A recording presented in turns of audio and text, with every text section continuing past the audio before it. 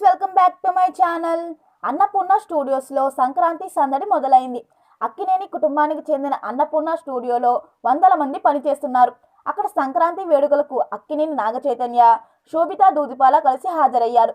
ప్రతి ఏడాదిలాగే ఈసారి కూడా అక్కినేని కుటుంబ సభ్యులు, ఉద్యోగులు ఒకే చోట పండుగను నిర్వహించారు. నాగచైతన్య, శోభిత వారికి భోజనాలు వడ్డిస్తూ ఆనందంగా గడిపారు. నాగచైతన్య, శోభిత తమ ఉద్యోగులతో కలిసిమెలిసి మాట్లాడి వారితో ఫోటోలు దిగారు. ఒక్కసారిగా స్టూడియో మొత్తం పండగ వాతావరణంతో నిండిపోయింది.